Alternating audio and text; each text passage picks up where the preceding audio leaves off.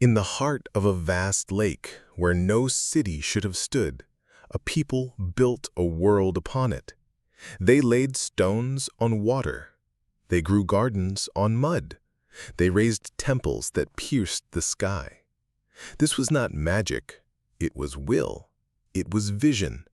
It was Tenochtitlan, a city born from a promise, shaped by gods and ruled by kings. Few believed it could last, yet for 200 years it did. It defied nature, it challenged empires, and when it fell, the world changed forever. This is the story of how it rose, how it ruled, and how it vanished, not in silence, but in fire and blood. Long before the Spanish came, the land we now call Mexico was alive with voices, gods, and kingdoms. The region was not empty. It was full of people, full of power, full of war. The Valley of Mexico sat high above the world, over 7,000 feet above sea level. It was a bowl surrounded by mountains and volcanoes. To the east rose Popocatépetl, its peak often capped with snow. To the west stood Iztaccíhuatl, silent and still. These mountains held the clouds. They fed the rivers. They shaped the weather. Inside the valley, a network of lakes shimmered under the sun. The largest was Lake Texcoco. It was salty. It had no outlet. Rain and rivers brought water in, but nothing carried it out. Over time, minerals built up. The water tasted bitter. Around it lay other lakes, freshwater ones. Lake Xochimilco to the south. Lake Chalco nearby. These were fed by springs and mountain runoff. Their waters were clean. They supported fish, birds, and reeds. Between the lakes were marshes, forests, and fertile plains. The soil was rich with volcanic ash. It held moisture well. Crops grew strong here. This valley had been home to people for thousands of years. Long before the Mexica arrived, great cities had risen and fallen. One of the earliest was Cuicuilco. It thrived over 2,000 years ago.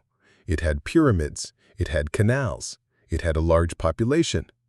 But around 150 CE, the volcano Iztaccíhuatl erupted. Lava buried the city. The people left.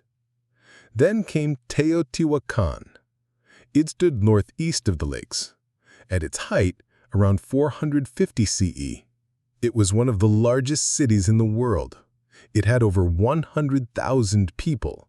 It had wide avenues. The Avenue of the Dead ran through its heart. It had the Pyramid of the Sun and the Pyramid of the Moon. Artists, priests, traders, and farmers lived there. Teotihuacan was not Mexica. It was older. Their people spoke a different language. Their names are lost, but their influence remained. Even centuries after its fall, people still made pilgrimages to its temples. They believed it was the place where the sun and the moon were created. Later groups, like the Toltecs, claimed to carry on Teotihuacan's legacy. The Toltecs built a city called Tula, farther north. They were known for their warriors and their art. They said their rulers were semi-divine. By the 1200s, the Toltec state had weakened. New groups moved into the valley. Among them were the Chichimecs, nomadic people from the northern deserts. They were seen as rough, uncivilized, but they adopted the customs of those they met. One of these groups was the Mexica. They called themselves Mexica, but others called them Aztecs, a name later popularized by historians. They were part of the Nahuatl-speaking peoples who had migrated into central Mexico over generations. They came from a place they called Aztlán. Its exact location is unknown. Some believe it was in northwest Mexico. Others think it was in the north near the Rio Grande. The Mexica left it long ago, guided by their god Huitzilopochtli. He was their patron, their protector. He spoke through priests. He led them with signs. He told them they were special, chosen, destined to build a great city. But first, they had to suffer. For nearly 200 years, the Mexica wandered. They carried the image of Huitzilopochtli in a sacred bundle. They followed priests who read omens in the sky, the earth, and the entrails of animals. They tried to settle in many places. Each time, they were driven out. At Chapultepec, a hill by the lake, they built a small village. But the people of nearby Culhuacan attacked them. They said the Mexica were thieves. They called them uncivilized. The Mexica moved again. They found refuge on an island in Lake Texcoco. It was not empty. Other small groups lived there, but the land was poor. The water was salty. Few wanted it. Still, the Mexica stayed. They served the Teponics of Azcapotzalco. They paid tribute. They fought in Teponic wars. They worked as mercenaries and laborers. They were not respected.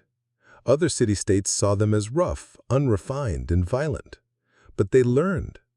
They adopted the customs of the valley. They studied the calendar. They built temples. They began to organize like a real city. Their early rulers were not kings. They were chiefs. They lived in simple huts. They wore plain clothes. But they kept the faith. They believed in the prophecy. When you see an eagle perched on a cactus, devouring a snake, there you shall build your home. They waited. And in the year 1325, it happened. On a small, swampy island in the middle of Lake Texcoco, an eagle sat on a prickly pear cactus. In its beak was a snake. The Mexica fell to their knees. This was the sign. This was their destiny. They built their first temple on that spot. They laid stones on the earth. They raised a simple shrine to Huitzilopochtli. They called the place Tenochtitlan, a name that may mean place of the stone cactus or prickly pear on stone. The island was not kind. It was small. It was wet. It was surrounded by salty water. No great city had ever been built here. No empire had risen from a lake. But the Mexica did not turn back. They began to change the land. They studied the wetlands. They watched how reeds grew, how roots held mud, how water moved. They drove wooden stakes into the lake bed. These were made from ahuehuete trees, a type of cypress that thrives in water. The wood did not rot easily. They tied the stakes together with reeds and rope. They formed rectangular frames. Then they filled the frames with mud from the lake bottom. They added decaying plants.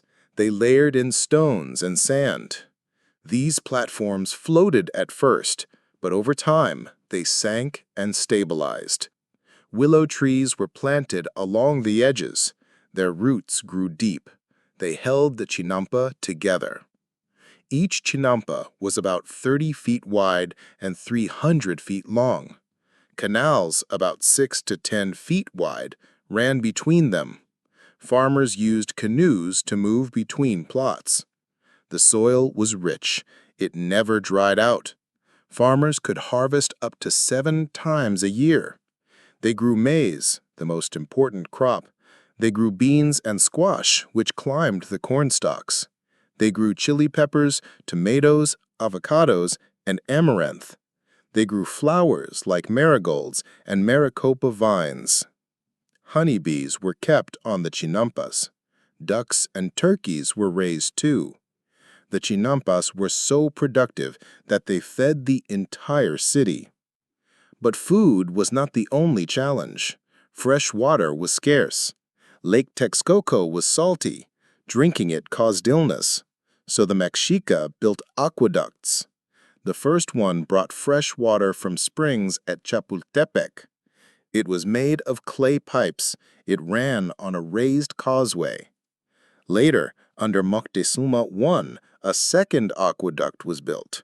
It had 2 parallel lines. This allowed one to be cleaned while the other still worked. The water was stored in large tanks in the city center. Another problem was space. The island was too small for a growing population, so the Mexica expanded. They built up, they filled in marshes, they connected nearby islets. They constructed 3 main causeways, raised roads made of stone and earth that linked the city to the mainland. One went north to Tepeyac, one went west to Tlacopan, one went east to Iztapalapa. These causeways were wide enough for 10 men to walk side by side. They had bridges that could be removed in case of attack. Canals ran through the city like streets. Canoes were the main form of transport. A single canoe could carry 10 people or a ton of goods. There were no wheels, no carts, no pack animals. Yet the city functioned. Markets, temples, homes, and palaces rose from the water. Tenochtitlan was not built on solid ground. It was built on water, mud, and human effort. Yet it stood. The Mexica did not rule alone. They were weak at first. They paid tribute to stronger cities. One of these was Azcapotzalco, ruled by the Tepanecs. Azcapotzalco was powerful. It controlled trade routes. It collected taxes from many cities. Its ruler, Tezozomoc, was a master strategist. He ruled for over 60 years. The Mexica were his subjects. They sent maize, cloth, and warriors when asked. But after Tezozomoc died in 1426, his sons fought for power. One son, Maxtla, took control. He was cruel. He killed rivals. He disrespected the Mexica. He even tried to kill the Mexica ruler, Chimalpopoca. Some say he succeeded. Chimalpopoca was found dead, possibly by suicide after being humiliated. The Mexica were angry. They needed a new leader. They chose Itzcoatl. He was not the eldest, he was not the expected choice, but he was strong, he was wise, he had fought in many wars. Itzcoatl saw that the time had come. The Tepanecs were weak, the Mexica were ready. He reached out to Netzahualcoatl, the prince of Texcoco. Texcoco had also suffered under Tepanec rule. Maxtla had killed Netzahualcoatl's father. Netzahualcoatl had lived in hiding. He had studied philosophy, poetry, and war. He joined Itzcoatl. So did Tlacopan, another city that resented Azcapotzalco. Together, they formed the Triple Alliance. In 1428, they attacked. The war lasted months. The Mexica army marched across the causeway. They fought house by house. They used slings, spears, and obsidian-bladed swords. They were not alone. Their allies surrounded the city from other sides. Azcapotzalco fell. Maxtla was captured.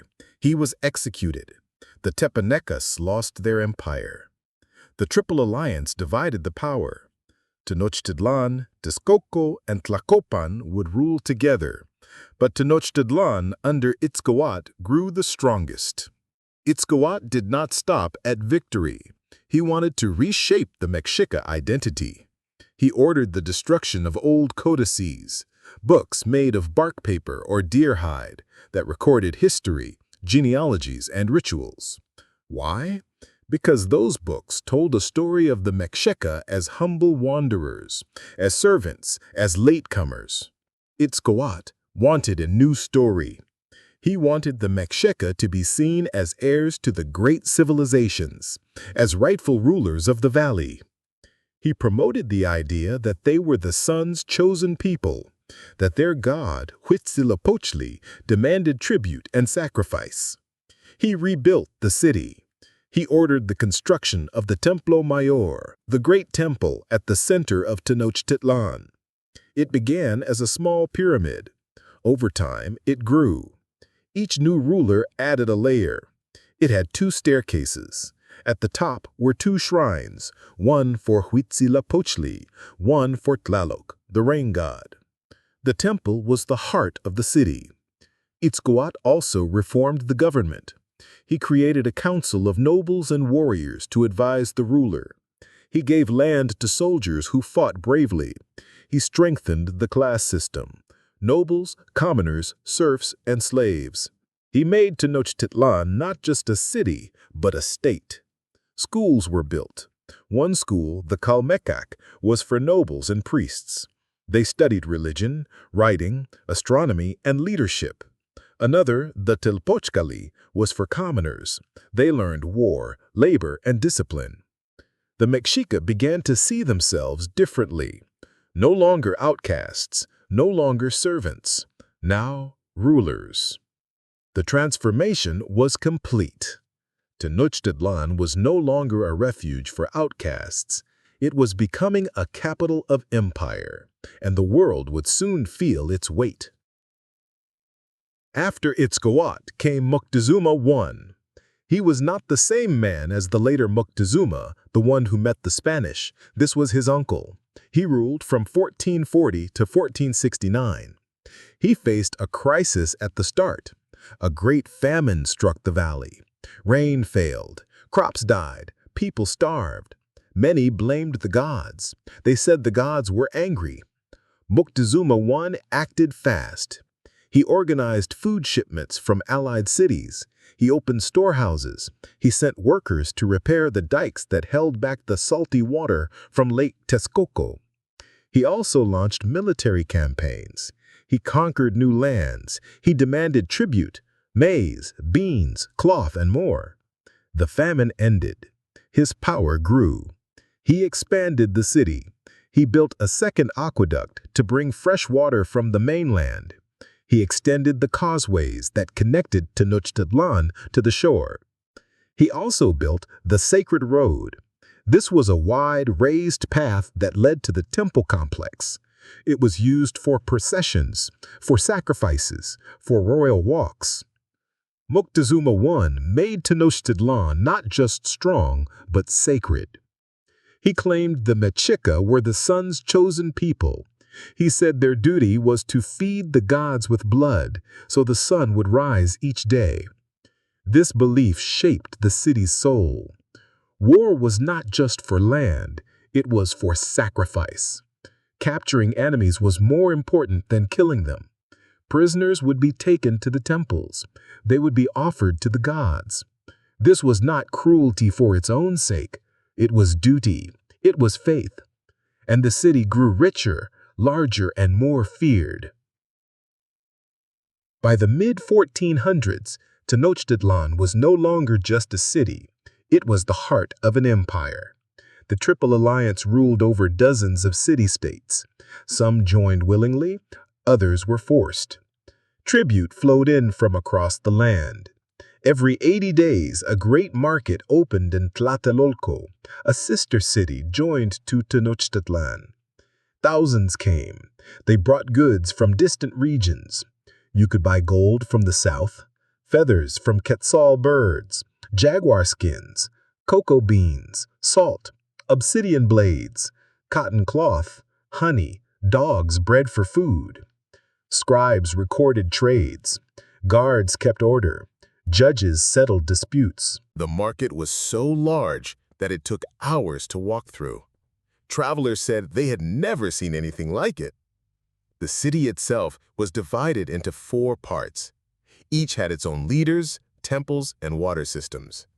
Canals ran like streets. Canoes moved silently through them. They carried goods, people, and messages. There were no wheels, no beasts of burden. Everything was carried by hand. Yet, the city worked. It fed over 200,000 people, some say more. It had palaces, it had schools, it had laws, it had beauty. Flowers bloomed in the gardens. Music filled the air during festivals. Dancers wore bright costumes. Priests chanted at dawn. But it also had darkness. Human sacrifice was real. It was frequent. It was public. At the top of the Templo Mayor, 2 shrines stood side by side. One for Huitzilopochtli, god of war and sun. One for Tlaloc, god of rain. Victims were taken up the 113 steps. Their chests were cut open. Their hearts were removed. Their bodies were rolled down the temple stairs. Blood soaked the stones. The people watched. Some wept, some cheered, some looked away. This was not entertainment. It was ritual. It was believed to keep the world in balance. Without sacrifice, the sun might stop, the rains might fail, the earth might die. So the killings continued, and the empire grew. In 1486, a new ruler took power. His name was Ahuiznotl. He was fierce. He was ambitious. He was a builder. He expanded the empire farther than ever before. He conquered lands in the south. He brought back more tribute, more prisoners. He rebuilt the Templo Mayor. He made it larger. He added new layers. He decorated it with skulls. He also built a new aqueduct. This one brought water from springs at Chapultepec, 6 miles away. It had 2 pipes, so repairs could be made without cutting off the supply. He drained parts of the lake. He reclaimed land. He widened the causeways. He hosted a great dedication ceremony for the new temple in 1487. 4 days of sacrifice. Historical accounts say 20,000 people were killed. Some modern scholars debate the number. They say it could have been exaggerated, but even if it was half or a quarter, it was still a massive event. Priests worked in shifts. The killing did not stop. Blood flowed down the temple steps. Workers hosed the stones with water.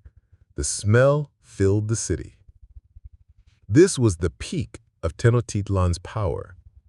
But it was also a warning. The conquered peoples hated the Mexica. They paid tribute under threat.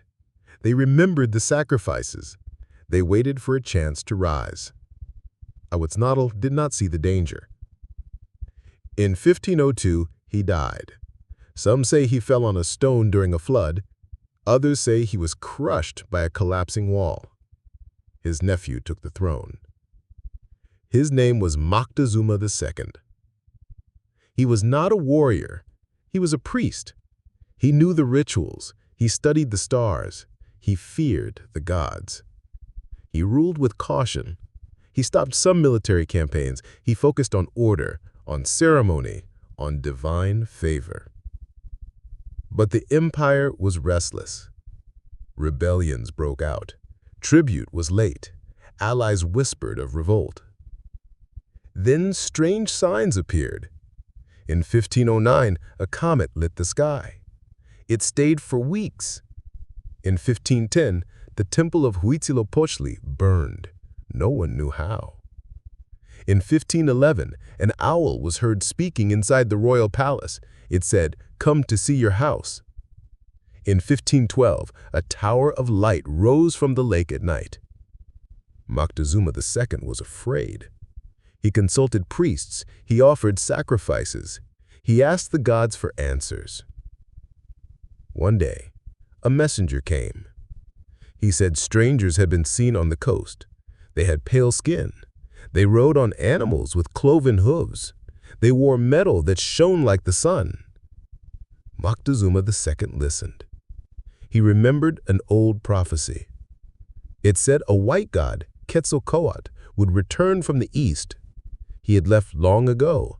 He promised to come back in the year 1 reed. The current year was 1 reed. Coincidence or fate? Moctezuma II did not know, but he felt the world shifting. In 1519, the strangers landed. Their leader was Hernán Cortés. He was a Spanish nobleman. He had fought in the Caribbean. He wanted gold. He wanted glory. He brought 600 men, 16 horses, 10 cannons. He marched inland. As he moved, he found enemies of the Mexica. The Tlaxcalans hated Tenochtitlan. They had resisted conquest. They had fought many wars. Cortés made them allies. Together, they moved toward the city. Moctezuma II sent gifts. gold, feathers, jewelry. He hoped to make peace. He hoped the strangers would leave. But Cortés saw the wealth. He wanted more. He reached Tenochtitlan in November 1519. The city stunned him. He wrote to the King of Spain, "There is nothing to compare with it." He saw wide streets, tall buildings, busy markets, clean water. He saw canoes filling the canals, people moving in perfect order. He saw the Templo Mayor, a pyramid so large it cast a shadow over the city. Moctezuma II welcomed him. He gave him a palace to stay in. He treated him as a guest. But Cortés was not a guest. He was a conqueror. Cortés knew he was outnumbered. He could not take the city by force. So he used fear. He used lies. He used religion. He told Moctezuma II that he served a greater king, a king whose God was the only true God. He said the Mexica gods were false. He demanded gold. Moctezuma II gave it. But tension grew. The Spanish looted temples. They destroyed idols. They insulted the priests. The people were angry. Then Cortés left the city to fight a rival Spanish force on the coast. He left a captain in charge, Pedro de Alvarado. Alvarado was cruel. During a festival, he ordered his men to attack the dancers. Hundreds were killed. The city rose in fury. When Cortés returned, he found the palace surrounded.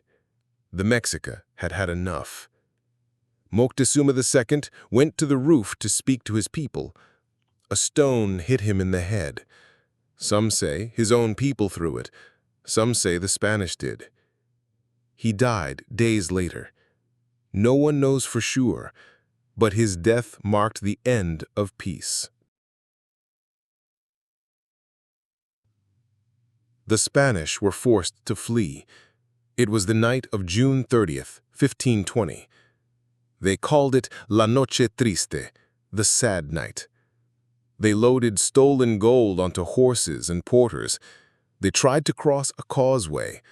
The Mexica attacked. They broke the bridges, they fired arrows, they threw stones. Many Spaniards died. Many drowned under the weight of gold. Cortés wept as he ran. But he did not give up. He regrouped.